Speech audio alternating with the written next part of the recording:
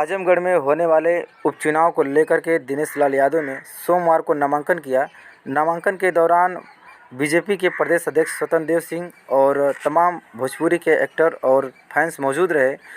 और नामांकन के दौरान मीडिया से रूबरू होते हुए दिनेश लाल यादव निरहुआ ने कहा कि यह सीट अखिलेश यादव ने मेरे लिए छोड़ी है और इस पर कमल खिलेगा। और पिछले बार यहाँ पे दिनेश लाल यादव ने अखिलेश यादव के सामने चुनाव हार गए थे। इस बार देखना है कि क्या कुछ होता है। शुरू करवाना हुआ या पूर्वांचल एक्सप्रेस वे का उद्घाटन हुआ या जितनी यहाँ पे सड़कें बन रही है, जितना पुल का निर्माण हो रहा है फिनेनी में, देवारा में, उन सारे समस्याओं को मैं लेके पहुँचा था महाराज जी के पास और उनसे पास करवाया। इसके बाद जो अभी देवारा में पुलिस चौकी बन रही है उसके लिए मैं गया था, मैंने पास करवाया। तो कहने का मतलब ये है कि जब हमारी सरकार है, हम सरकार के नज़दीक हैं, हम अपने मुख्यमंत्री तक, प्रधानमंत्री तक, रक्षा मंत्री तक, जितने लोग हैं उन तक हम पहुंच पाते हैं और अपनी जनता की समस्या लेके जा पाते हैं, तो इसका फायदा तो मिलेगा। दिनेश जी एक लास्ट क्वेश्चन, जैसे चुनाव आया और आप उम्मीदवार घोषित हुए, फिर आप अपने मंडल अध्यक्षों से मिल रहे हैं, अभी तक अपने मंडल अध्यक्षों से क्यों नहीं परिचित थे आप? इसको आप लेके बताएं। परिचित था, मैं हर किसी से, अपने सभी मंडल अध्यक्ष से परिचित हूँ। लगभग बहुत लोगों के घर पे भोजन भी किया हूँ, बहुत लोगों के साथ में मैंने मीटिंग भी किया, सब किया। पर ये है कि चूंकि सब लोग अलग अलग मंडल से हैं, अलग अलग गांव से हैं और बहुत बड़ा ये लोकसभा क्षेत्र है, तो बाई नेम इतना जल्दी तो किसी को भी नहीं याद होगा।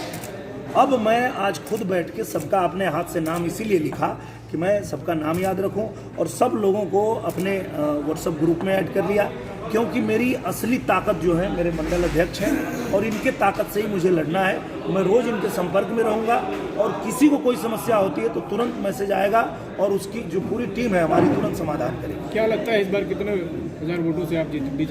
ये बिल्कुल नहीं कहा जा सकता, क्योंकि लड़ाई जो है वो बराबरी की है।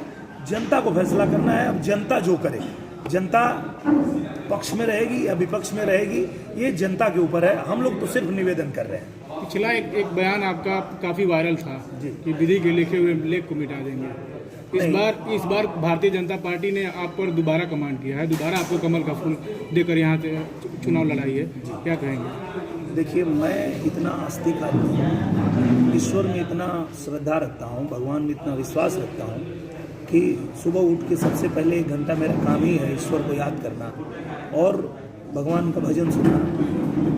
वो जो भी पत्रकार थे, एंटी बीजेपी पत्रकार हैं, वो उनको बीजेपी से नफरत है, उनको मोदी जी से नफरत है, उनको योगी जी से नफरत है। तो मैंने एक दिनकर जी की कविता पढ़ी थी और उस कविता को अलग तरीके से, जब आप किसी भी बात का पूरा भाव नहीं रखेंगे तो वो बात गलत हो जाएगी। अगर कोई व्यक्ति कुछ भी कहता है तो उसके आगे पीछे का संदर्भ हटा दीजिए तो वो गलत ही हो जाएगा। उन्होंने गलत कर दिया और मुझे ऐसा पेश करने की कोशिश की कि मैं इस तरह का बयान दे रहा हूँ, पर मैं नास्तिक आदमी नहीं हूँ, पूरी दुनिया जानती है। तो कोई बात नहीं, मैं उनको भी प्रणाम करता हूँ कि उन्होंने बहुत कोशिश किया लेकिन उससे कुछ नहीं हुआ। सरकार तो हमारी बीजेपी की आई, जीत तो हमारी ही हुई और कहना भी मैं यही चाहता था कि कुछ भी हो जाए, जीत हमारी होगी। और जब एक प्लेयर के आउट होने से टीम नहीं हारती है। अगर हमारी इंडिया जीत गई, सचिन 0 पे भी आउट हो गए, तो यही कहा जाएगा कि इंडिया जीत गई। तो मेरा संदर्भ वो था, पर उनको जैसे पेश करना था उन्होंने पेश किया।